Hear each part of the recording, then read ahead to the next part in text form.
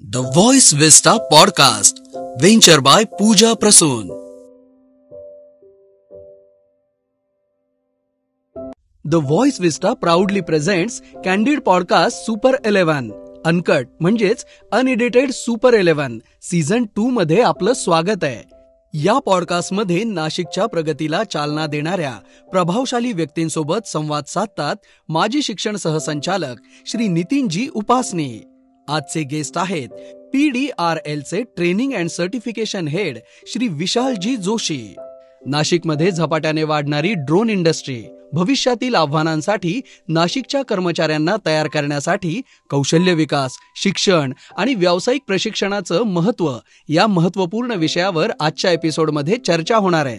तुम्हाला देखील नवीन इंडस्ट्री जाणून घ्यायला नक्कीच आवडेल. तर सुरू करूया आजचा पॉडकास्ट. नमस्कार, नितीन उपासनी पुन्हा तुमच्या भेटीला आलो व्हॉइस विस्टा पॉडकास्ट घेऊन. पूजा प्रसूनच्या या कोलॅबोरेशनच्या पॉडकास्टमध्ये पहिल्या सीझनमध्ये आपण खूप विषयांना स्पर्श केला, खूप विषयांच्या वेगवेगळ्या व्यक्तिमत्वांशी संवादही साधला आणि मग तुमचा जो भरभरून प्रतिसाद मिळत गेला, तुमच्याकडच्या ज्या सूचना येत गेल्या, त्यामुळे तो उत्साह तर वाढलाच, पण वेगळ्या विषयांना आणि वेगळ्या व्यक्तिमत्वांना इथे निमंत्रित करून आपला संवाद हा पॉडकास्ट पुन्हा नवीन वेगळ्या अँगलने करण्याचा हा प्रयत्न करत होतो. मग गेल्या आठवड्यामध्ये 2-3 जणांचे मेसेज आले की सर, टेक्नॉलॉजी ह्या विषयावरती आपण एपिसोडच केलेला नाही. आणि खरं म्हणजे एकदम लक्षात आलं की अरे, हा तर एक सध्याचा डेव्हलपमेंट मधला महत्वाचा घटक आहे की ज्याच्यावरती आपण खरं संवाद साधला पाहिजे. आणि टेक्नॉलॉजीचे तर भरभरून ऍस्पेक्ट्स आहेत, वेगवेगळे कन्सेप्ट आहेत. या वेगवेगळ्या कन्सेप्ट मधला नेमका कोणत्या कन्सेप्टला आज विचारार्थ घ्यावं असा विचार करता करता नाशिक शहरातलं एक थोर व्यक्तिमत्व हाती लागलं. आणि गेल्या काही वर्षांपासून आपण बघतो आहोत की टेक्नॉलॉजी जसजशी बदलते तसतशी मॅनपॉवर कमी होते आणि मॅनपॉवर कमी करून आपण यंत्राच्या उपयोगांकडे वळतोय. म्हणजे आश्चर्यकारक वाटलं जेव्हा शेतकऱ्यांनी शेतावरती ड्रोनच्या साह्याने फवारणी सुरू केली. ड्रोनच्या साह्याने आपलं नॅव्हिगेशनच्या माध्यमातून आपलं संरक्षणही डेव्हलप झालं. मग ही कन्सेप्ट आपण घेऊया का? कारण अशी पर्सनॅलिटी नाशिकमध्ये आहे की ज्यांनी उणीपुरी 20 वर्ष ह्या कन्सेप्टवरती काम केलेलं आहे.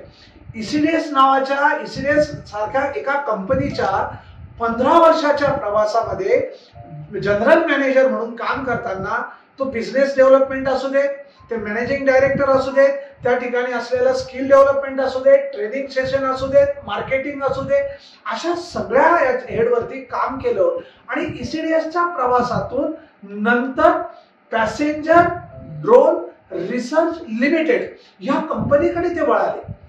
नाशिकची व्यक्ती अशा PDRL वरती काम करताना आपल्याला माहित नसावी आणि आपल्याला माहित असेल तर मग नेमकं काय काम करतायत आणि ड्रोनचं काय काम आहे. कारण लग्नापुरतं शूटिंग हा ड्रोन आपल्याला माहिती आहे, पण या ड्रोनच्या कन्सेप्टमध्ये, या ड्रोन मुळामध्ये एखादा ड्रोन उडवणं, ड्रोन तयार करणं आणि ड्रोनचे डेव्हलपमेंट हा सगळा वेगळाच प्रवास आहे. या प्रवासामध्ये आपण नुसतंच लग्न कार्यातला ड्रोन पाहिलाय शूटिंग करताना, पण तो संरक्षणामध्ये किती महत्वाचा आहे, तो सीमेवरती, देशाच्या सीमेवरती काय त्याचा रोल आहे. त्याचप्रमाणे शेतकऱ्यांच्या जीवनामध्ये, टेक्नॉलॉजिकलीमध्ये, इंडस्ट्रीजमध्ये, फार्मास्युटिकल कंपनीमध्ये, अशा वेगवेगळ्या सेक्टरमध्ये नेमका याचा रोल काय. आणि हा रोल असेल तर भविष्यामध्ये ही जी डेव्हलप झालेली टेक्नॉलॉजी आहे ही आपल्याला अधिक उंचवण्यासाठी नाशिकचा विकास जो आहे, नाशिक शहराचा जो विकास आहे, हा आपल्याला डोळ्यापुढे उद्दिष्ट ठेवून या ड्रोनचा काही वापर करता येईल का, या स्किल डेव्हलपमेंट मध्ये त्याला इन्व्हॉल्व करता येईल का. नॅशनल एज्युकेशन पॉलिसी जेव्हा आपण स्कूल एज्युकेशन मध्ये इम्प्लिमेंट करतोय तेव्हा या नॅशनल एज्युकेशन पॉलिसीचं बेसिक स्किल आहे, बेसिक थीम आहे स्किल. मग या स्किल डेव्हलपमेंट वरती याचा काही आणखी त्याचा इम्पॅक्ट होईल का, या सगळ्या याला मला असं वाटतं विचार करता येईल. पण ह्या विचार करायला तशी महनीय व्यक्ती पाहिजे. मालेगाव सारख्या ठिकाणी नाशिक जिल्ह्यातल्या ग्रामीण भागातून एक व्यक्ती येते काय आणि ECDS सारख्या कंपनीत 15 वर्षाचा प्रवास करते काय, नंतर PDRLच्या माध्यमातून स्वतःच असं कर्तृत्व सिद्ध करतं काय हे सगळंच अलौकिक होतं. आणि हा अलौकिक प्रवास करत असताना वेळोवेळी वेगवेगळ्या कामाबद्दल, वेगवेगळ्या त्या कन्सेप्ट बद्दल कौतुकाची थाप त्यांच्या पाठीवरती पडली. वेगवेगळे प्राइजेस मिळाले, गुणवंत पुरस्कार मिळाले. अशा सगळ्या पुरस्कारांचा, अशा सगळ्या टेक्नॉलॉजीच्या प्रवासाचा जर आपल्याला जाणून घ्यायचं असेल तर हे जाणून घेण्यासाठी मी आज आपल्या समोर या व्हॉइस विस्टा पॉडकास्ट मध्ये घेऊन येतोय श्री विशाल जोशी यांना. हे आहेत मूळचे मालेगावचे, तरी आपल्या नाशिकचे. आणि मग नाशिकमध्ये एवढी मोठी ड्रोन इंडस्ट्री मधली व्यक्ती जर आपल्या बरोबर असेल तर मला असं वाटतं की या पॉडकास्ट मध्ये आज आपण वेगळ्या विषयावरती संवाद साधूया. मी स्वागत करतो श्री विशाल जोशी यांचं या पॉडकास्ट मध्ये. सर नमस्कार. नमस्कार. नमस्कार सर. नमस्कार. वेलकम. खूप खूप धन्यवाद सर. थँक्यू. आम्हालाही अभिमान आहे की आपल्याकडचा एक माणूस एवढ्या मोठ्या नवीन निर्माण होणाऱ्या डेव्हलपमेंट मधल्या एका मोठ्या इंडस्ट्रीमध्ये एका मोठ्या की पोस्टवर आहे. आणि की पोस्टवरती काम करताना स्वतःच असं त्यांनी स्थान निर्माण केलंय, नवे सिद्ध केलंय. आणि म्हणूनच मी तुमचं परत एकदा स्वागत करतो. आणि सुरुवातच अशी करतो की मुळात तुम्ही नाशिक सारख्या ठिकाणातून बेंगलोर पर्यंतचा हा प्रवास, 15 वर्षाच्या प्रवासातून PDRL कडे आपण वळाले. हा प्रवास थोडासा आम्हाला वर्णन करून सांगा. मी नाशिकला आलो साधारणतः 30 वर्षापूर्वी. बरं. सगळं शिक्षण मालेगाव झालं आणि काहीतरी वेगळं करायचं आणि आपलं जे शिक्षण झालेलं आहे त्याला अजून कसं पुढे नेता येईल आणि आपल्या ज्ञानामध्ये अजून काय भर घालता येईल आपल्याला. तर असे वेगळे प्रयोग करत गेलो. आणि त्यानंतर पहिली सुरुवात नाशिक पासून झाली. मग सुरुवातीला इलेक्ट्रॉनिक वेइंग स्केल्सचं सेल्स आणि मार्केटिंग केलं 5 वर्ष. आणि त्या काळात नाशिकमध्ये खूप चांगला प्रतिसाद मिळाला. त्या काळात नाशिकमध्ये मायक्रोबॉस सारखी कंपनी असेल, महिंद्रा असेल, सपट ग्रुप असेल, अशा वेगवेगळ्या कंपन्यांच्या माध्यमातून वेगवेगळ्या थोर व्यक्तिमत्वाचा परिचय पण झाला. आणि मग त्याच्यातून हळूहळू घडत गेलो. आणि मग तो प्रवास जो होता तो टाटा कम्युनिकेशन्स, ESDS आणि नंतर PDRL. तर ही सगळी जी माणसं या प्रवासात भेटत गेली तर त्या माणसांमुळे कळत नकळत ते व्यक्तिमत्व पण घडत गेलं असं मला वाटतं. आणि खरंच कौतुकास्पद आहे. मी नेमकं आम्हाला म्हणजे आमच्यासारख्या सर्वसामान्य माणसाला ड्रोन म्हटला की तो फोटोग्राफीचा ड्रोन एवढंच माहिती असतं. पण जेव्हा तुमचा प्रत्यक्ष परिचय झाला तेव्हा पॅसेंजर ड्रोन रिसर्च लिमिटेड नावाची एक कंपनी आहे जी नेमकी ही कंपनी या क्षेत्रात उत्तुंग आहे. म्हणजे माझ्या अभ्यासानुसार जवळपास 75% जे आहे मार्केट शेअर ते तुमचं आहे. या PDRL संबंधात आम्हाला सांगा. PDRL चे जे काही फाउंडर आहेत अनिल चंडालिया, ते पण आपले मूळ नाशिककरच आहेत. आणि ते आणि मी गेली 20-25 वर्ष आम्ही एकत्र काम करीत आहोत. आधी आम्ही टाटामध्ये बरोबर काम केलं होतं. त्यानंतर ESDS मध्ये आम्ही दोघं एकत्र होतो.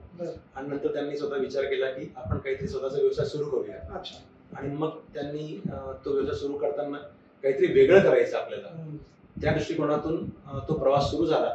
आणि तो प्रवास सुरू झाल्यानंतर आम्ही वळालो ड्रोन क्षेत्राकडे. आणि कंपनीचं विजन असं ठरलं, creating more time to live, की आपल्याला ही संकल्पना घेऊन पुढे काय करता येईल. तर आज जे आपलं जीवन झालंय ते खूप फास्ट झालंय, धकाधकीच झालेलं आहे. मेट्रो शहरामध्ये आपण बघतो की रोज सकाळ संध्याकाळ ऑफिसला जाण्याचा येण्याचा जो प्रवासाचा कालावधी आहे तो 1-1.5-2 तास पर्यंत तो कालावधी आहे. आपल्याला हा कालावधी कसा कमी करता येईल, आपल्याला काय व्हॅल्युएशन करता येईल, त्या अनुषंगाने मग एअर टॅक्सी ही संकल्पना आली, पॅसेंजर ड्रोन. तर मग त्यावर कंपनी काम करत गेली आणि त्याचं प्रोटोटाईप सुद्धा रेडी झालं. आणि मग ते हळूहळू डेव्हलप होत गेली संकल्पना. आणि आज आम्ही सॉफ्टवेअर क्षेत्रामध्ये भारतात 1 नंबरला आहोत. म्हणजे हे ड्रोनचं सॉफ्टवेअर आहे का? ड्रोन सॉफ्टवेअर आहे. हे जे सॉफ्टवेअर आहे बेसिकली ड्रोनचं मिशन प्लॅनिंग सॉफ्टवेअर आहे. म्हणजे ड्रोनला आपण जसं म्हणतो ऑपरेटिंग सिस्टम, तशी ही ड्रोनची ऑपरेटिंग सिस्टम आहे. त्याद्वारे आपण संपूर्ण मिशन प्लॅनिंग करू शकतो. ते ड्रोन कुठे फ्लाय करायचे, किती उंचीवर फ्लाय करायचं आहे, त्या ड्रोनला कुठे कुठे प्रोजेक्ट प्लॅन असेल त्याचा, तो सगळा जो काही पार्ट आहे तो ह्या सॉफ्टवेअर मध्ये इन्क्लूड होतो. बरं. ती थोडस टेक्नॉलॉजिकली म्हणजे आज जे युवा वर्ग आहे त्यांना जर याच्यातलं ब्रीफ मिळालं की नेमकं PDRL याच्यात नेमकं काय करतं. आम्हाला म्हणजे जसं मी म्हटलं की आम्ही ड्रोन उडवणं एवढंच आम्हाला माहिती आहे, परंतु PDRLच्या माध्यमातून तुम्ही ज्या पद्धतीने आता आणलं की तुम्ही पॅसेंजर टॅक्सीज पण त्याच्यातून तयार करता, या सॉफ्टवेअर थोडंसं आम्हाला आणखी ब्रीफ सांगते. सॉफ्टवेअर हे जे आहे हे सॉफ्टवेअर त्या ड्रोनचं आपण ज्याला म्हणतो हृदय, हार्ट आहे ते, आणि त्या माध्यमातून ड्रोनचं सगळं ऑपरेशन्स होतात. म्हणजे ते सॉफ्टवेअर ड्रोनच्या फ्लाईट कंट्रोल मध्ये इन्स्टॉल करतात. ओके. आणि तिथून तो पूर्ण ड्रोन कंट्रोल होतो. तर तो ड्रोन फ्लाय करायचा असेल, त्या ड्रोन सोबत आपल्याला जे काही वेगवेगळ्या ऍक्टिव्हिटीज करायच्या आहेत, ड्रोनचा वापर सर्वे करण्याकरता असेल, ऍग्रिकल्चर करण्याकरता असेल, कुठल्याही क्षेत्राचा वापर करण्याकरता, कारण ड्रोन बेसिकली हे हार्डवेअर कॉम्पोनंट आहे. त्याला कंट्रोल करण्याकरता, त्याला फ्लाय करण्याकरता, त्याला पुन्हा कमांड देण्याकरता आपल्याला सॉफ्टवेअरची नितांत गरज आहे. आणि त्याकरता सॉफ्टवेअर हा ड्रोन मध्ये खूप मोठा रोल प्ले करतो. आणि आमचा सगळा जो फोकस आहे तो सॉफ्टवेअर ऍप्लिकेशन बिल्ड करण्यावरती आहे. जसं फॉर एक्झाम्पल आम्ही ऍग्रिकल्चर क्षेत्राकरता आम्ही एरोसेस ग्रीन नावाचं सॉफ्टवेअर लॉन्च केलेलं आहे. तर त्यामध्ये शेतीकरता लागणारं जे काही फवारणी आहे किंवा मिशन प्लॅनिंग करायचं असेल तर ते सगळं प्लॅनिंग त्या सॉफ्टवेअर मध्ये होतं. आता सर्वेसाठी सुद्धा ड्रोन वापरतो. तर सर्वेसाठी ड्रोन वापर करताना त्याचे ऍप्लिकेशन वेगळे असतात, त्याच्या गरजा वेगळ्या असतात. ज्या शेतीमध्ये गरजा आहेत त्या व्यतिरिक्त त्यांच्या गरजा असतात. म्हणून मग त्याकरता एक अजून सॉफ्टवेअर इंट्रोड्यूस केला, एरोसिस ऑरेंज. आता डिफेन्स मध्ये सुद्धा आपण बघतो की ड्रोन खूप हेवी होतात. आता रशिया आणि युक्रेनचं जे काही वॉर सध्या झालेला आहे किंवा सुरू आहे त्यामध्ये ड्रोनचा खूप जास्त वापर होतोय. तर तिथे सुद्धा ड्रोनचा वापर होत असताना तिथे सुद्धा त्याला ऑपरेट करण्यासाठी ऑपरेटिंग सिस्टम लागतेच. बरोबर. तर आम्ही एरोसेस डिफेन्स नावाची सुद्धा यंत्रणा आता लॉन्च डेव्हलप करत आहोत. तुम्ही आता जे बोलताना लक्षात असं आलं की एक तर ऍग्रिकल्चरल मध्ये त्याच्यानंतर तुमचा हा जो सर्वे वगैरे आहे ही सगळीच सेक्टर मध्ये आता आपण त्याच्यावरती वर्कआउट करतोय. आणि सगळ्यात मेजर म्हणजे नियर बाय 75% मार्केट शेअर तुमचे आहेत. मग ही जी प्रोग्रेस झालेली आहे या प्रोग्रेस बद्दल थोडं सांगते. ही प्रोग्रेस जी झालेली आहे ही आमच्या टीमची सगळी मेहनत, आमची जी रिसर्च डेव्हलपमेंट टीम आहे ती आणि आमची जी कस्टमर सपोर्ट सक्सेस टीम आहे या दोघे टीमचा, आणि विशेष करून आमचे जे काही कस्टमर आहेत जे ड्रोन मॅन्युफॅक्चरर्स आहेत त्यांचं याच्यामध्ये खूप मोठं योगदान आहे. आमचं जे कस्टमर सक्सेस डिपार्टमेंट आहे त्याला कस्टमर सक्सेस म्हणतो आम्ही, कस्टमर केअर किंवा कस्टमर सपोर्ट म्हणत नाहीये. ठीक आहे. त्याचा उद्देश असा आहे की कस्टमरचा सक्सेस हा आमचा सक्सेस आहे. त्यामुळे त्याच्या गरजां नीट ऐकणे आणि त्यांच्या गरजा पूर्ण करणे हा आमचा प्राथमिक उद्देश त्याच्यामध्ये आहे. आणि ते उद्देश साध्य करता करता ते सॉफ्टवेअर डे बाय डे खूप चांगलं बिल्ड होत गेलं. आणि आज जेवढे नावाजलेले ड्रोन मॅन्युफॅक्चरर्स भारतामध्ये आहेत तर ते सगळे हे सॉफ्टवेअर युज करतायत. म्हणजे सगळ्या याच्यातलं बेसिक आपलं हार्ट आपलं आहे.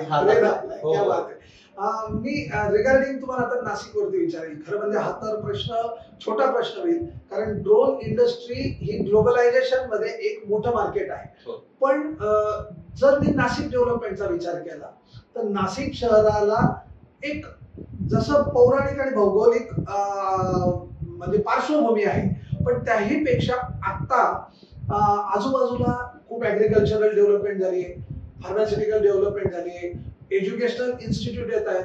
तर याचं कोलॅबोरेशन करताना आपल्याला म्हणजे ड्रोन सॉफ्टवेअरचा कसा उपयोग करता येईल भविष्यामध्ये. आपण आज सगळं जाणतो की शेतीमध्ये काम करण्यासाठी लेबर दिवसेंदिवस मिळत नाही.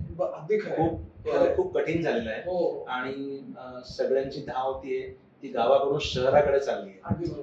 तर आज सगळ्यात मोठा चॅलेंज शेतीमध्ये फवारणी करण्याकरता आहे. तर हा प्रॉब्लेम सॉल्व्ह कसा करायचा, तर टेक्नॉलॉजीच्या माध्यमातून, ड्रोनच्या माध्यमातून पूर्ण ऑटोनॉमस फ्लाईट, म्हणजे जे काही शेती क्षेत्रफळ आहे त्याचं पूर्ण मेजरमेंट घेऊन ते सॉफ्टवेअर मध्ये फीडिंग करून त्याला ऑटोनॉमस फ्लाईट मध्ये कंट्रोल करता येतं आपल्याला. म्हणजे तो ड्रोन ऑटोमॅटिकली टेक ऑफही होईल, ते फवारणी करेल आणि पुन्हा त्या जागी येऊन तो थांबेल सुद्धा. तर हे सगळं आपण आज ड्रोनच्या सहाय्याने करू शकतो. तर हा जो प्रॉब्लेम होता मॅन पॉवरचा किंवा लेबरचा तो आपण ह्याच्यातून ऍड्रेस करतोय. सगळ्यात महत्वाची गोष्ट ही टाइम. आज जे काही 10 एकर किंवा 50 एकर 100 एकर क्षेत्र आपल्याला फवारणी करायचं आहे त्याकरता आपण जर मॅन्युअली स्प्रे केलं तर ती फवारण्यासाठी कालावधी खूप जास्त लागू शकते. तर तीच आपण कमीत कमी करत आहोत. ड्रोनच्या माध्यमातून. त्यामुळे नाशिक हे आजूबाजूला कम्प्लिटली ऍग्रिकल्चर लँड आहे. तर आणि ती जी लँड आहे जागा ती सगळी फर्टाईल लँड आहे आणि आपण इथून बरेचसे उत्पादन एक्सपोर्ट सुद्धा करतो. तर आणि शेती हे पेरिशेबल शेवटी घटक आहे शेतीमध्ये. तर त्या माध्यमातून आपण ही फवारणी करताना आपण वेळेची बचत, पैशाची बचत आणि मॅनपॉवर या सगळ्या घटकांना आपण न्याय देतो. पण मग आता हा झाला तुमचा ऍग्रिकल्चर आहे, म्हणजे मग यासाठी तुम्ही मग ही सर्व्हिसेस देणाऱ्या ड्रोन्स जे असतील किंवा मग शेतकरी याचे काही ट्रेनिंग मॉड्यूल्स किंवा ट्रेनिंग घेतो का आपण? याच्याकरता वेगवेगळं ट्रेनिंग आता आपल्याकडे आहे. सगळ्यात पहिलं ट्रेनिंग जे आवश्यक आहे ते ड्रोन फ्लाय करण्याकरता लागणारं लायसन्स. कारण कुठलाही ड्रोन फ्लाय करायचा असेल तुम्हाला तर डीजीसीएच्या नियमाप्रमाणे तुम्हाला ड्रोन पायलट लायसन्स असणं गरजेचं आहे. त्याला म्हणतात रिमोट पायलट सर्टिफिकेट. आणि डीजीसीएने अशा संस्था काही मान्यता प्राप्त दिलेल्या आहेत पूर्ण भारतात, जिथे आपण जाऊन 5 ते 6 दिवसामध्ये ते सगळं ट्रेनिंग घेऊन ते आपण ड्रोन फ्लाय कसं करायचं आणि त्याचं लायसन्स घेऊ शकतो. तर ते आपल्याला ट्रेनिंग मिळतं. ते आमचं जे काही ट्रेनिंग आहे पीडीआरएलचं ते ट्रेनिंग आहे सॉफ्टवेअर बेस. म्हणजे सॉफ्टवेअरची हाताळणी कशी करायची, त्याचं मिशन प्लॅनिंग कसं करायचं, त्याचा डेटा आपण क्लाउडमध्ये सिंक कसा करायचा, त्याचं रिपोर्टिंग कसं करायचं की मी आज किती क्षेत्रफळ किती फवारणी केलेली आहे, काय फवारणी केलेली आहे, ही सगळे डेटा ही सगळी जी काही टेक्नॉलॉजी आहे ही सॉफ्टवेअरच्या माध्यमातून कशी हँडल करायची. तर हे सगळं ट्रेनिंग आपण पीडीएलच्या माध्यमातून त्यांना प्रोव्हाइड करतो. म्हणजे आपण त्याला रिसोर्स पर्सन तयार करतो, पण हे रिसोर्स पर्सन खाली आपल्या शेतकऱ्यांना किंवा त्याला त्याचा सर्व्हिसेस देतात. पण मग ऍज अ ऍग्रिकल्चरल हा झाल्यानंतर याचा डेटा पण आपल्या जो असतो, म्हणजे फ्युचर मध्ये आपल्याला ह्या डेटा बेस काहीतरी सर्व्हिस प्रोव्हाइड करता येऊ शकते. आता हा झाला ऍग्रिकल्चर. मग याच्या जोडीला फार्मास्युटिकलचे सेक्टर आहे आपल्याकडे, किंवा आज नाशिकमध्ये खूप मोठ्या प्रमाणात शाळा आल्या. शाळांपेक्षाही मी म्हणेन की आता टेक्निकल कॉलेजेस पण आलेले आहेत. ह्या स्टुडंटसाठी आपल्याला याचं काही ट्रेनिंग किंवा याचं काही शिक्षण द्यावं का? द्यायचं असेल तर त्याचा नेमका सिलेबस कसा असावा? आता सध्या दुर्दैवाने कुठलाही करिक्युलम आता आपल्याकडे रेडी नाही ड्रोन एज्युकेशन करण्याकरता. परंतु एक चांगली गोष्ट अशी आहे की नवीन जी पॉलिसी घातली आहे एज्युकेशन पॉलिसी, त्याच्यामध्ये त्यांनी बरेचसा फ्री हँड दिलेला आहे की तुम्ही नवीन टेक्नॉलॉजी जी आहे ती एक्सपर्टच्या माध्यमातून त्याचे वेगवेगळे कोर्सेस तुम्ही ते कंडक्ट करू शकता आणि त्याचा लाभ तुम्ही विद्यार्थ्यांना देऊ शकता. बरोबर, ठीक आहे. तर आता ऑटोनॉमस कॉलेजमध्ये त्यांना आपला विषय निवडण्याची मुभा असते. बरोबर. बाकी इतर कॉलेजना त्याची प्रोसेस, परमिशन्स, अप्रुव्हल्स त्याचा कालावधी खूप मोठा असतो. बरोबर. परंतु जी ऑटोनॉमस कॉलेज आहेत, खासगी विद्यापीठ आहेत, तर ते हे कोर्सेस इमिडिएटली सुरू करू शकतात. आणि आम्ही बऱ्याचशा कॉलेजेसला ऑलरेडी त्यांना कोलॅबरेशनद्वारे आम्ही वेगवेगळे एमओयू कंडक्ट केले, एमओयू ऍक्टिव्हिटी कंडक्ट केले. तिथे आम्ही जाऊन त्यांना हे सगळे करिक्युलम बनवण्यामध्ये हेल्प करतोय आता सध्या. म्हणजे न्यू एज्युकेशन पॉलिसीचा बेस आपल्याला स्किल वरती जो आहे त्याचं युटिलायझेशन स्किल एज्युकेशनसाठी आम्ही बऱ्याचशा कॉलेज सोबत एमओयू पण केले आणि आम्ही त्याच्यासोबत आता नवीन करिक्युलम बिल्ड करण्याकरता काम करतो. ते एकदमच म्हणजे तो मुलांसाठी तर खूपच हे होईल. ऍज अ नाशिक सिटीजन म्हणून मी तुम्हाला असं विचारेन की नाशिकमध्ये ड्रोन इंडस्ट्री डेव्हलप करायला, म्हणजे हार्डवेअर असू दे किंवा सॉफ्टवेअर असू दे, पीडीआरएल सारखं ही करायला नेमकं तसं पोटेन्शियल आहे का? आणि नसेल तर मग त्याच्यात हर्डल्स काय? नाशिकमध्ये खूप पोटेन्शियल आहे. आपण आज बघतो की नाशिकमध्ये जवळजवळ IT क्षेत्रामध्ये काम करणारे साधारणतः 300च्या वर कंपन्या आहेत आता सध्या आहेत. त्या व्यतिरिक्त नाशिकमध्ये engineering colleges, polytechnic colleges, ITI, आपण ही सगळे जर एकत्र गणना केली तर नाशिकमध्ये दरवर्षी साधारणतः 10 ते 15,000 इंजिनिअरिंग स्टुडंट बाहेर पडतात. आणि हे सगळ्यांची धाव मेट्रोकडे असते. मुंबई, पुणे, आपण बघतो हैदराबाद, बँगलोरकडे असते. परंतु याच्यातले फार कमी विद्यार्थी जे आहेत ना ते नाविन्याची कास धरतात आणि आपला प्रवास ते स्टार्टपासून सुरू करतात. नाशिकमध्ये स्टार्टअप कल्चर खूप चांगलं ग्रो झालेलं आहे आणि त्याच्यामध्ये ड्रोनचे स्टार्टअप सुद्धा नाशिकमध्ये आज ऑलरेडी आहेत. 4 ते 5 चांगले स्टार्टअप्स ड्रोन मध्ये काम करतायत. कोणी हार्डवेअर मध्ये काम करत आहे, कोणी सॉफ्टवेअर मध्ये काम आहे, कोणी कॉम्पोनंट मॅन्युफॅक्चरिंग सुद्धा काम करत आहे. तशा वेगवेगळ्या संकल्पना घेऊन ड्रोन मध्ये ऑलरेडी 4 ते 5 कंपन्या काम करत आहेत आणि मला वाटतं येणाऱ्या भविष्यामध्ये ह्या कंपन्या अजून वाढतील आणि ड्रोन मध्ये खूप जास्त वाव आहे. कारण ड्रोन हे क्षेत्र असे हे मल्टी डिसिप्लिनरी आहे. याच्यामध्ये एरोस्पेसचं सुद्धा मुलगा काम करू शकतो, मेकॅनिकल इंजिनियर सुद्धा मुलगा करू शकतो, कम्प्युटर IT मधला जो इंजिनियर आहे तो काम करू शकतो. तर वेगळ्या वेगळ्या फॅकल्टी मधले स्ट्रीम मधले विद्यार्थी याच्यात कॉन्ट्रीब्युट करू शकतात. त्यामुळे मला वाटतं नाशिकमध्ये याला खूप जास्त स्कोप आहे आणि येणाऱ्या भविष्यात मला तर खात्री आहे की अजून कंपन्या आपल्याला नाशिकमध्ये दिसतील. पण मग इंडस्ट्री टाकायची झाली, एखादी ड्रोन इंडस्ट्री एखाद्याला तिथे डेव्हलप करायची, म्हणजे हार्डवेअर असू दे किंवा सॉफ्टवेअर असू दे, मग यासाठी साधारणतः बेसिक गरजा काय त्याला ड्रोन इंडस्ट्रीला? बेसिक गरजा मॅन पॉवर रिक्वायरमेंट. पण मॅन पॉवर तर स्किल, मॅन पॉवर आपल्याकडे आहे ती, त्याला अजून स्किल मॅन पॉवर असणं फार गरजेचं आहे. आणि दुसरी महत्वाची गोष्ट जी आहे की ते आपण जे प्रॉब्लेम आहे ते प्रॉब्लेम सॉल्व्ह कसे करू शकतो. कारण आम्ही जी संकल्पना घेऊन बाहेर पडलो होतो कंपनीमधून, ती संकल्पना अशी होती की creating more time to live. हो, तुम्ही बोललात. ती संकल्पना अशी होती की आपण आज ट्रॅफिक मध्ये आपला बराचसा वेळ जातोय येण्या जाण्याकरता, बघतोय आपला हा वेळ कसा कमी करता येईल, ही संकल्पना घेऊन आम्ही ती एअर टॅक्सीची काम सुरू केली होती. तर मला काय वाटतं की जर विद्यार्थ्यांनी या वेगवेगळ्या संकल्पना घेतल्या किंवा वेगवेगळे प्रॉब्लेम त्यांनी जर सॉल्व्ह केले, त्यातून चांगली एक संकल्पना बिझनेसचं रूप घेऊ शकते आणि एक चांगला स्टार्टअप सुद्धा सुरू होऊ शकतो. म्हणजे साधारणतः समजा त्याच्यात असलेली स्पेस, म्हणजे ज्याला म्हणते ना आपण इंडस्ट्रियल स्पेस, आणि जर स्किल लेबर असतील, स्किल मॅन पॉवर असेल, तर तो ते काम करू शकेल. आणि अशा इंडस्ट्रीला मग आपण काही सपोर्ट देऊ का, मेकॅनिकली म्हणा किंवा गायडन्स याच्यातनं आपल्याकडून काही त्याला तसे PDRL कडून आपण सपोर्ट करतो का? आम्ही विद्यार्थ्यांना गायडन्स प्रोव्हाइड करतो, इंटर्नशिप प्रोव्हाइड करतो.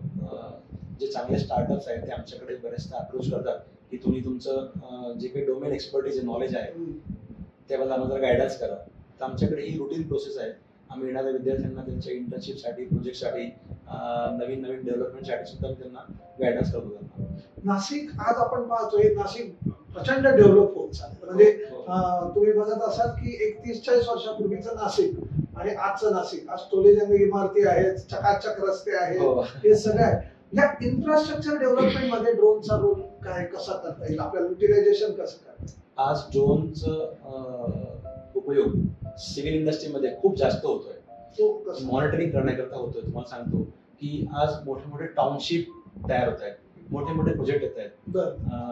ते प्रोजेक्टला मॉनिटरिंग करण्याकरता ड्रोनचा खूप जास्त वापर होत आहे. त्या साईट वरती सिक्युरिटीचे कंप्लायन्सेस असो किंवा त्यानंतर ते स्टॉक असेल, ब्रिक्स असतील, सँड असेल किंवा वेगळं वेगळं तिथे साहित्य असेल, ते सगळ्या साहित्यावरती मॉनिटरिंग, वॉच, आणि सगळ्यात महत्वाची त्या प्रोजेक्टचा प्रोग्रेस, कुठल्या फ्लोअर पर्यंत काम झालंय, तिथे स्लॅब झालाय की नाही झालाय, किंवा तिथल्या आतमधले जे काही ते ट्रॅकिंग करतात इंजिनियर किंवा आर्किटेक्ट, ते आज त्यांना मॅन्युअली न करता त्यांना ते ड्रोनच्या सहाय्याने फोटोग्राफी किंवा रिअल टाइम व्हिडिओने सुद्धा ते ट्रॅकिंग करता येतं.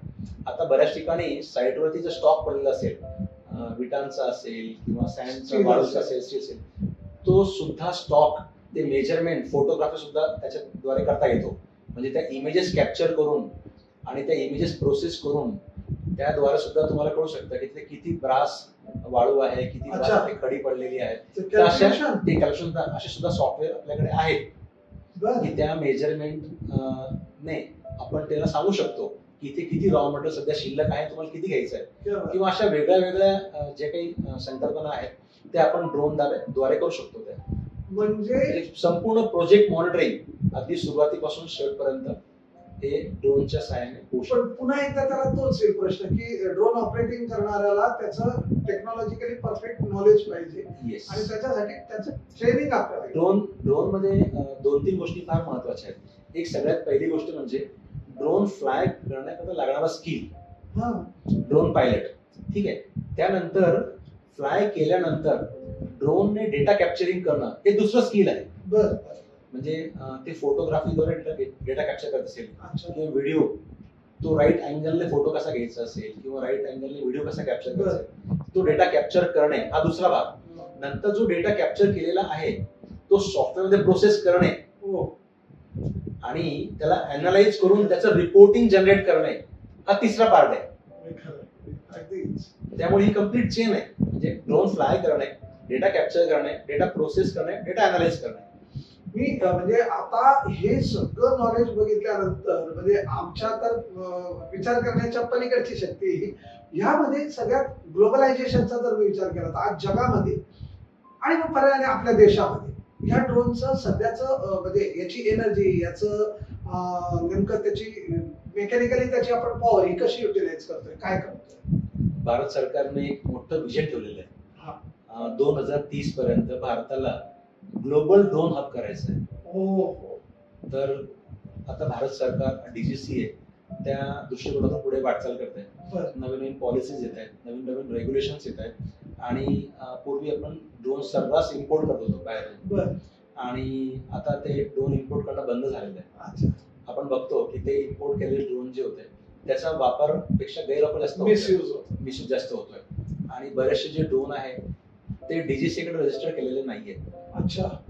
आणि तुम्ही ड्रोन कुठलाही फ्लाय करा परंतु त्या ड्रोनची रजिस्ट्री एंट्री होणे डीजीसीए कडे खूप आवश्यक आहे. जसं आपल्याकडे 2 व्हीलर 4 व्हीलर असते, आपण त्याला एक आरटी कडून जाऊन ऑथराइज नंबर घेतो. विदाउट नंबरची आपण गाडी ड्राईव्ह करू शकत नाही. बरोबर. तसं आपल्याला ड्रोन कडे सुद्धा यूआय नंबर असणं फार गरजेचं आहे. म्हणजे पर्सनल ड्रोन असला तरी हो त्याला नंबर असणं गरजेचं आहे. शिवाय तुम्हाला ड्रोन फ्लाय करण्याकरता ड्रोनचं लायसन्स असणं गरजेचं आहे, रिमोट पायलट सर्टिफिकेट. या दोन गोष्टी पूर्वी एवढं बघितल्या जात नव्हत्या. आता गव्हर्नमेंटचे जे रेग्युलेशन्स आहेत, तुम्ही ड्रोन डायरेक्टली इम्पोर्ट करू शकत नाही. जर तुम्ही केलं असेल तर तुम्ही तो मान्यता प्राप्त संस्थेकडे जाऊन डीजीसीए कडे जाऊन तो रजिस्टर करून घ्यावा आणि त्याचा वापर करावा. अदरवाईज मग कायदा त्याचा जप्ती वगैरे त्याचं काम कायदा करायचं.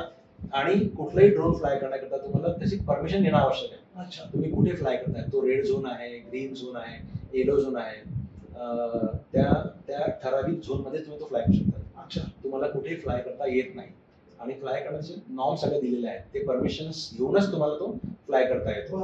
अदरवाईज याचा मिसयूज खूप जास्त होऊ शकतो. आणि म्हणजे आपण ज्याला म्हणता येईल की सिक्युरिटी रिझन साठी तर त्याचं आवश्यकता आहे. पण मग ग्लोबलायझेशनच्या याच्यातून आपल्याला म्हणजे ग्लोबली किंवा ऍज अ इंडियन याच्या इकॉनॉमीसाठी याचं फ्युचर काय आहे ड्रोन इंडस्ट्रीचं? याचं खूप चांगलं आणि ब्राईट फ्युचर आहे. आता भारतामध्ये ड्रोनचे कॉम्पोनंट मॅन्युफॅक्चरिंग सुरू झालेलं आहे. पूर्वी आपण कॉम्पोनंट सुद्धा इम्पोर्ट करायचो. तर आता भारतामध्ये मेक इन इंडिया कॅम्पेनच्या अंतर्गत बऱ्याचशा कंपन्यांनी त्याचे वेगवेगळे पार्ट हे मॅन्युफॅक्चरिंग करणं सुरू केलेलं आहे भारतामध्ये. तर येणाऱ्या काळामध्ये ही जी इकोसिस्टम आहे ड्रोनची, मग ड्रोनचे हार्डवेअर असो, ड्रोनचे कॉम्पोनंट्स असो, सॉफ्टवेअर असो, ही सगळी इकोसिस्टम भारतामध्ये तयार होते. त्याद्वारे रोजगार निर्मितीही होते आणि आता येणाऱ्या भविष्यात भारतातून ड्रोन एक्सपोर्ट बाहेर होतील. म्हणजे आतापर्यंत आपण ते ड्रोन इम्पोर्ट करत होतो, तर आता आपण एक्सपोर्ट सुद्धा करणार आहोत. आता याच्यामध्ये मोठमोठ्या कंपन्या सुद्धा येऊ लागल्यात. रिलायन्स आहे, अदानी आहे, महिंद्रा आहे, हे सुद्धा कंपन्या भविष्यामध्ये या क्षेत्रामध्ये येतील. म्हणजे प्रोडक्शन मध्ये येतील, एक्सपोर्ट करता येईल. म्हणजे क्वालिटीला तर काही प्रश्नच नाही तुमच्या आपल्या ड्रोनच्या याच्यावरती. पण याच्या जोडीला मग लॉजिस्टिक्स साठी किंवा आणखी या सेक्टरमध्ये याचा आपण यूज करू शकू का? निश्चित. आता काही 2 महिन्यापूर्वीच भारतातला पहिला लॉजिस्टिक्स ड्रोन डीजीसीएने टाइप सर्टिफाईड करून दिलेला आहे आणि तो आपल्या सॉफ्टवेअर वरती सर्टिफाईड झालेला आहे, आपल्या पीडीआर. तर थँक्यू व्हेरी मच. आणि आता अशा बऱ्याचशा कंपनी आहेत त्या लॉजिस्टिक क्षेत्रामध्ये आहेत. त्याच्यामुळे काय होईल, जे काही दळणवळण आहे, ट्रान्सपोर्टेशन आहे, ते फार सोपं होणार आहे आणि आपली कॉस्ट सुद्धा खूप कमी होणार आहे. आता गव्हर्नमेंटने एक नवीन पॉलिसी पण इंट्रोड्यूस केलेली आहे की जेवढेही नवीन नॅशनल हायवे बनणार आहेत त्या नॅशनल हायवेमध्ये प्रत्येक 50 किलोमीटरला हेलिपॅड आणि ड्रोनचा हब असणार आहे, ड्रोनचा झोन असणार आहे. त्याचा उद्देश तोच आहे की त्या ड्रोनद्वारे दळणवळण सोयीस्कर व्हावं. तर ही पॉलिसी आता नॅशनल हायवे ऑथॉरिटीने लॉन्च केलेली आहे. अशा म्हणजे रिगार्डिंग ड्रोन गव्हर्नमेंटच्या अशा कुठल्या आणखी पॉलिसीज ही तर तुमच्या म्हणजे ड्रोन इंडस्ट्री डेव्हलपमेंट असू देत किंवा सॉफ्टवेअर डेव्हलपमेंट असू दे, काय ड्रोन साठी बऱ्याचशा वेगवेगळ्या पॉलिसीज आहेत. किसान ड्रोन योजना असेल, आता रिसेंटली मोदी साहेबांनी एक योजना लॉन्च केली, नमो ड्रोन दीदी योजना. त्या नमो ड्रोन दीदी योजनेमध्ये त्यांनी भारतातल्या जे काही 15,000 महिला बचत गट आहेत त्या महिलांना त्यांनी ट्रेनिंग दिलेलं आहे फ्री ऑफ कॉस्ट. त्यांना ड्रोन सुद्धा मिळणार आहे आणि त्याच्यातून त्यांचा उद्देश असा आहे की जसं आपण इंडस्ट्रीमध्ये एंटरप्रेन्योर तयार करतो तसं त्यांना ऍग्रीप्रेन्योर्स तयार करायचे आणि त्या माध्यमातून लखपती दीदी ही योजना पुढे आलेली आहे आणि त्यांना रोजगार मिळेल आणि त्याच्यातून 2 पैसे त्यांना मिळेल, उत्पन्न साधन त्यांना मिळेल. पण मग यांना म्हणजे आपण जे म्हटलं की महिला बचत गटांना देणार आहे, मग ते रिगार्डिंग फक्त ऍग्रिकल्चरल असणारे ऍग्रिकल्चर 15,000 ऍग्रिकल्चर ड्रोन्स देणार आहे ते. त्यापैकी त्यांनी 1,000 ड्रोन ऑलरेडी दिलेत. त्या महिलांना शिक्षण दिलं, ड्रोन फ्लाय कसं करायचं, रिपेअर मेंटेनन्स कसा करायचा आणि फवारणी कशी करायची याचं सगळं ट्रेनिंग देऊन त्यांना ड्रोन ही दिलेत ऑलरेडी. आता येणाऱ्या भविष्यात अजून त्यांना पुढे ड्रोन द्यायचे. साधारणतः त्यांनी 14,000 ड्रोन अजून अलोकेट करून ठेवलेले आहेत. पण त्याचा रिस्पॉन्स कसा आहे? रिस्पॉन्स सुद्धा खूप चांगला आहे आणि त्या महिलांनी त्याच्यावरती काम करणे सुरू केलेलं आहे. आज साधारणतः 500 रुपये ते 1,000 रुपये पर एकर फवारणी करता ते चार्ज करतायत. आता हा सगळा जर विषय घेतला तर मला असं वाटतं की मग मुलींच्या शिक्षणामध्ये याचं मला वाटतं निश्चितपणे कुठेतरी इम्प्लिमेंटेशन झालं पाहिजे आणि मग मुलींना पण म्हणजे फ्युचरमध्ये आपण काय आता जेंडर इक्वलायझेशन मध्ये तसा विषय करत नाही, पण ह्या सेक्टरमध्ये ज्या प्रकारात मुली पण पुढे आल्या पाहिजे, जशा लखपती दीदी सारखी योजना, अशी काही आपल्याकडून आपल्या इंडस्ट्रीकडनं काही स्कीम आहे का की आपण करू फ्युचरमध्ये? असं गव्हर्नमेंटची PLIच्या अंडर एक स्कीम आहे म्हणजे ज्याच्यामध्ये मॅन्युफॅक्चरिंग साठी त्यांनी बऱ्याचशा सोयी उपलब्ध करून दिलेल्या आहेत की त्याद्वारे भारतामध्ये मॅन्युफॅक्चरिंगला चालना मिळावी. मग ते कॉम्पाऊंड मॅन्युफॅक्चरिंग असो, ड्रोनचे मॅन्युफॅक्चरिंग असो किंवा अजून इतर घटक त्याच्या संबंधित असो, तर ही खूप चांगली योजना आहे आणि बऱ्याचशा कंपनी तिचा लाभ चांगला घेत आहेत. म्हणजे ही इंडस्ट्री फुल्ली आता डेव्हलप होणार आहे. हो, आता ही टेक ऑफ फेज मध्ये आहे. येणाऱ्या 5 वर्षामध्ये ही फुल्ली मॅच्युअर झालेली असेल. आपण म्हणजे तुम्ही ज्या पद्धतीने ड्रोन वरचा तुमचा सगळा अभ्यास आहे तो पाहता मला 2 गोष्टी फार कौतुक असं वाटतात. आपण मालेगावात होता, मालेगावातून शिक्षण घेऊन नाशकात आलात, नाशकातून बेंगलोर पर्यंतचा हा प्रवास झाला. आज मालेगाव तुम्हाला माहिती कसं आहे, म्हणजे स्वच्छतेची तिथे असलेली गरज लक्षात घेता, त्याचं शेपिंग लक्षात घेता आणि मग नाशिकचं तर तुम्ही पाहतात, नाशिक म्हणजे अवाढव्य विकास होतोय, वाढतोय. या दोन्ही शहरांमध्ये किंवा नाशिक जिल्ह्याला, नाशिक शहराला ड्रोन इंडस्ट्रीच्या याच्यात या डेव्हलपमेंट मध्ये काय रोल असा? मी तुम्हाला एक छोटं उदाहरण सांगतो. लॉकडाऊन मध्ये हैदराबाद मध्ये एक प्रयोग झाला होता. तिथे मच्छरांचा खूप त्रास होत होता. त्यामुळे तिथल्या एका स्टार्टअप कंपनीने जी काही फवारणी करतो आपण ती फवारणी त्यांनी ड्रोनच्या द्वारे केली त्यांनी ती. आणि जिथे त्यांना त्याचा त्रास होता मच्छरांचा, तिकडे ती धुराची फवारणी करून त्यांनी तो प्रॉब्लेम सॉल्व्ह केला. म्हणजे मला काय वाटतं, जर if there is a will there is a way, ड्रोनचा असाही वापर होऊ शकतो. तर आपण त्या प्रॉब्लेमला सॉल्व्ह कसं करतोय, त्या प्रॉब्लेमला सॉल्व्ह करण्याकरता आपल्याला किती जिद्द आहे, किती विल पॉवर आहे, ते खूप महत्वाचं आहे. मग ते मालेगाव असो, नाशिक असो किंवा हैदराबाद, बँगळुरू असो, तर ते विजन, ती जिद्द फार असणं आपल्याला गरजेची आहे. आज ICMR ने लॉकडाऊन मध्ये ब्लड बॅग डिलिव्हरी असेल, वॅक्सिन डिलिव्हरी असेल, हे त्यांनी ड्रोन द्वारे सक्सेसफुल करून दाखवलं. आणि त्यांनी दुर्गम भागात, जिथे माणूस लवकर पोहोचू शकत नाही, जिथे दळणवळणाच्या खूप समस्या आहेत आणि चॅलेंजिंग इमर्जन्सी आहे, त्या इमर्जन्सी मध्ये त्यांनी ब्लड बॅग असेल, वॅक्सिन्स असतील, मेडिकल इक्विपमेंट असतील, काही किट्स असतील, औषधं असतील, ती सगळी त्यांनी ड्रोन डिलिव्हर केलीत ऑलरेडी आणि सक्सेसफुली त्यांच्या ट्रायल झाल्या त्याच्या. तर येणाऱ्या भविष्यामध्ये याचे वेगवेगळे ऍप्लिकेशन्स आहेत. म्हणजे कन्स्ट्रक्शन असेल, सर्वे असेल, लँड रेकॉर्ड असेल. आज आपण बघतो की जमिनीचे बरेचसे वादविवाद हे जागेच्या आपण बघतो सीमारेषेवर होतात. तर आज ते सीमा रेखांकन असेल किंवा बाकीच्या गोष्टी असतील, या सगळ्या समस्या ज्या आहेत ना, आपण ड्रोनद्वारे सॉल्व्ह करू शकतो. म्हणजे एक्झॅक्ट त्याचं मॅपिंग करणे, त्याचे सीमांकन करणे, इतर इतर इतर गोष्टी सुद्धा आपण त्याच्यात करू शकतो. इव्हन तुम्हाला सांगतो, फॉरेस्टेशन करण्याकरता सीड वॉल टाकण्यापासून सुद्धा ड्रोनचा वापर होतो. अच्छा, म्हणजे जंगलामध्ये आपण ज्याला म्हणतो फॉरेस्टेशन करायचं असेल तुम्हाला, तर सीड वॉल टाकण्याकरता सुद्धा ड्रोनचा खूप जास्त वापर होतो. म्हणजे इंटिरियर किंवा उंचावर तुम्हाला तिथे सीड वॉल टाकून वनस्पती किंवा झाडं लावायची असेल, म्हणजे इच अँड एव्हरी सेक्टर मध्ये त्याच्यात हा उपयोग होतो. पण नाशिकच्या डेव्हलपमेंट मध्ये येणाऱ्या 2027 ला कुंभ येतोय आता. या कुंभमेळ्याचं बजेटरी प्रोव्हिजन ऑलरेडी सुरू झालेली आहे. तुम्हाला माहिती असेल की कुंभमेळ्याचा निधी हा केंद्र आणि राज्य शासनाच्या माध्यमातून हो. मेजर येतो हो. आणि मग त्या वर्षभरात नाशिकचं रूप पालटून जातं. हो. ऍज अ ड्रोन स्पेशलिस्ट म्हणून, ड्रोन इंडस्ट्रीतले तुम्ही एक की पर्सन म्हणून, असं येणाऱ्या कुंभच्या फंडिंग मध्ये कुठल्या याच्यावरती आपल्याला निधी ठेवला जावा असं तुम्हाला वाटतं? मला वाटतं की कुंभमेळ्यामध्ये सगळ्यात मोठी समस्या असणार आहे ट्रॅफिक मॅनेजमेंट. हो. तर ट्रॅफिक मॅनेजमेंट कंट्रोल करण्याकरता ड्रोनचा खूप जास्त वापरू शकतो. त्याच्यातून त्यांना मॉनिटरिंग करता येऊ शकेल. बरोबर. दुसरी महत्वाची गोष्ट रेस्क्यू ऑपरेशन्स. अच्छा.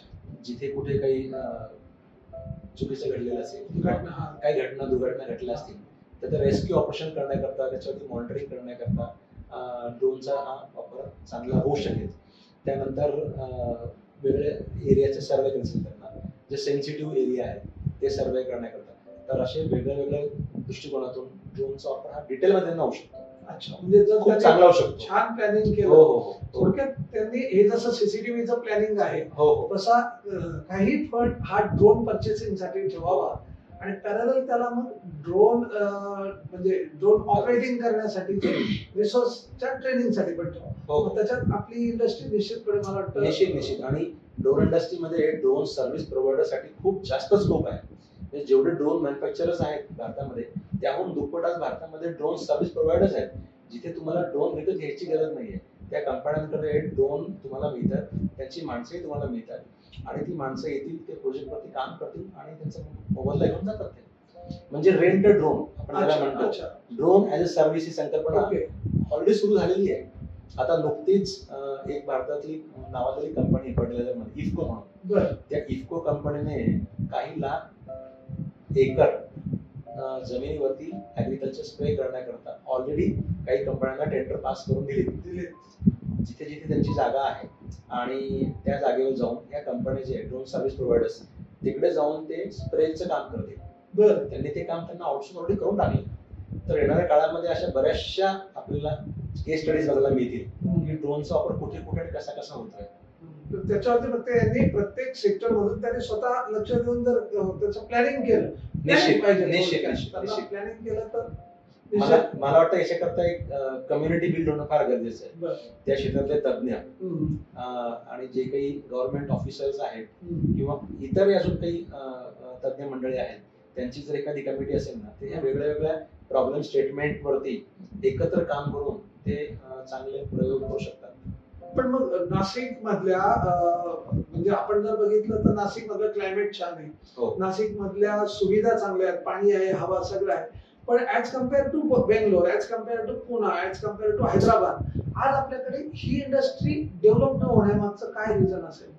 इंडस्ट्री डेव्हलप होण्यामागचं सगळ्यात मोठा रिझन होतं की पुढे कम्युनिकेशनचा खूप मोठा चॅलेंज होता. पूर्वी एअरपोर्ट आपल्याकडे होतं पण ते तितकंसं ऑपरेशनल नव्हतं. त्यामुळे आपल्याला जी मोठ्या शहरांसाठी कनेक्टिव्हिटी हवी होती ती आपल्याला मिळत नव्हती. एअरपोर्ट झाल्यानंतर ती सुरळीत होत नव्हती. ती म्हणजे कधी दिल्लीची फ्लाईट कॅन्सल होते, कधी अहमदाबादची येते, कधी नवीन फ्लाईट सुरू होत आहेत. तर हे सगळं जे काही धडपकड सुरू होती ती, त्यामुळे ते वातावरण सगळं अनिश्चिततेचं होतं. त्यामुळे नाशिकमध्ये मला वाटतं मोठ्या इंडस्ट्रीज यायला अजूनही विचार करतात. नाही, पण याच्यात आता म्हणजे जसं आपण म्हणतो की शेपिंग ऑफ एक वन सिटी, आपल्या सिटीला शेप द्यायचा आहे, तर या इंडस्ट्रीची जर ग्रोथ झाली याच्यात, कारण फ्युचरमध्ये तर तुम्ही म्हणतात तसं ऍग्रिकल्चरला डिमांड आहे, आपल्याकडे एज्युकेशनल जसं म्हटलं तसं पण आहे. मग हे शेपिंग द्यायला निश्चितपणे ड्रोन इंडस्ट्री येतील. तर मग अशा इंडस्ट्री येण्यासाठी आपल्या स्तरावर पण मला असं वाटतं की प्रयत्न झाले, मार्केटिंग झालं तर होईल, कारण आपण मार्केटिंग हेड पण होतो. आम्ही आमच्या कामाद्वारे त्याचं मार्केटिंग ऑलरेडी करतोय.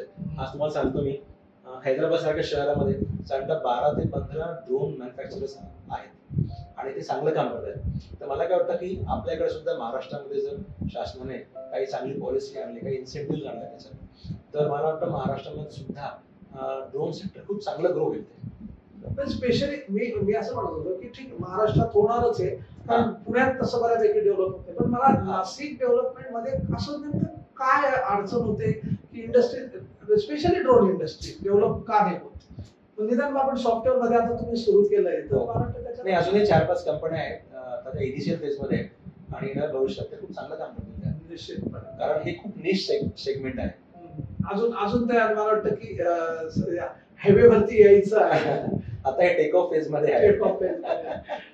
विशालजी, मला एक, तुम्ही यंग आहात, तुम्ही तरुण वयात एक वेगळ्या फ्रेमवर्क मध्ये खूप छान काम केलं नाशिक सिटीजनसाठी, नाशिक मधल्या युवा. कारण मी नेहमी मानतो ऍज अ एज्युकेशनल डिपार्टमेंटचा हेड म्हणून की सगळ्यात मोठं भारताचं वैभव जे आहे ते आहे युवा शक्ती. निश्चित. ही कुठेच नाही, जगाच्या पाठीवरती सगळ्यात तरुण देश म्हणून आपण आहोत. निश्चित. आणि ते पोटेन्शियल आपल्यात आहे. पण हे पोटेन्शियल बऱ्याच वेळा काय होतं की परदेशामध्ये चाललं जातं. तर हे आपल्याकडे आज नाशिकमध्ये युवा वर्ग मोठा आहे, हुशार आहे. ह्या युवा वर्गासाठी ऍज अ एक सक्सेस असलेला इंडस्ट्रियलिस्ट, सक्सेस असलेला IT सेक्टर मधला एक माणूस म्हणून तुम्ही काय सांगता? मी एक संदेश युवकांना देणार नाही. युवकांकडे जे काही नॉलेज पाहिजे किंवा जे काही विजन पाहिजे ते ऑलरेडी आहे. तर मी संदेश नाशिककरांना देऊ इच्छितो की जर तुमच्याकडे कुठले युवक चांगल्या संकल्पना, चांगल्या आयडिया, चांगले प्रोजेक्ट घेऊन येत असतील तर त्यांना तुम्ही नाउमेद करू नका, त्यांना तुम्ही डिस्करेज करू नका. म्हणजे तुम्ही जमीनमध्ये पैसे गुंतवतायत, सोन्यामध्ये पैसे गुंतवतायत, तर मी तुम्हाला रिक्वेस्ट करेन की तुम्ही अशा एखाद्या चांगल्या होतकरू विद्यार्थ्याच्या स्टार्टअप मध्ये गुंतवा. त्याद्वारे भविष्यातून आपल्या नाशिकमधून एखादं फेसबुक किंवा एखादं गुगल किंवा एखादी चांगली मोठी कंपनी तयार होईल. You never know. तर आज कॉलेजमध्ये आपण जातो, मी बऱ्याचदा जातो कॉलेजमध्ये, मी बघतो तिथे मुलांचे खूप चांगले चांगले असतात प्रोजेक्ट आणि ते काम करतात ते. परंतु एक प्रोजेक्ट झाल्यानंतर ती जी आयडिया आहे त्याला बिझनेसमध्ये कन्वर्ट करण्याकरता त्याला जे काही गायडन्स लागतं ते गायडन्स त्याला जर मिळालं योग्य वेळेस आणि त्याला जे काही फंडिंग सपोर्ट लागली, जी काही इन्व्हेस्टमेंट लागली ती जर मिळाली. कारण आज काय असते की आज ती इन्व्हेस्टमेंट घेण्याकरता बँकांच्या दारी त्याला जायला लागतंय किंवा इन्व्हेस्टर्स मागे त्याला जायला लागेल. तर तेच आपण आज ऍज अ नाशिककर म्हणून समजा त्याला तो प्लॅटफॉर्म उभा करून दिला तर मला वाटतं नाशिकमधून चांगले स्टार्टअप निश्चित येतील. कारण स्टार्टअपची समस्या दोन प्रकारची असते, एक टेक्नॉलॉजीला पुढे वाढवत नेणे आणि दुसरा आपला बिझनेसचा पण ग्रोथ करणे. तर त्याला दोन्हीही टप्प्यांवर चांगलं मार्गदर्शन मिळालं, त्याला जर ती फायनान्शियल सपोर्ट मिळाली नाशिकमधून तर ते नक्कीच चांगलं काम करतील. पण मग याला काही अशा सबसिडरीज वगैरे वगैरे असतात का? म्हणजे गव्हर्नमेंटच्या काही अशा पॉलिसीज आहेत का? परमिशन गव्हर्नमेंटच्या तर वेगवेगळ्या योजना आहेत, आपण बघतो. स्टार्टअप इंडिया, स्टँडअप इंडिया, मुद्रा योजना वगैरे आहेत त्या. पण त्या व्यतिरिक्त सुद्धा जर नाशिकचे काही इन्व्हेस्टर जे आहेत त्यांनी जर त्यांना सहकार्य जर केलं. आपण आज बघतो मोठमोठ्या शहरांमध्ये एंजल इन्व्हेस्टर्स असतात. ते एंजल इन्व्हेस्टर्स काय करतात की आपले जे काही इन्व्हेस्टमेंट आहे त्याचा एक पार्ट तो ह्या स्मॉल स्केल कंपन्यांमध्ये इन्व्हेस्ट करतात. अच्छा. नाशिकमध्ये ट्रेंड जनरली काय आहे की तो इन्व्हेस्टमेंटचा जो पार्ट आहे तो आपण बघतो जमिनीमध्ये खूप असतो. माझ्याकडे 100 एकर जमीन आहे, 500 एकर जमीन आहे, माझ्याकडे हे प्रॉपर्टी.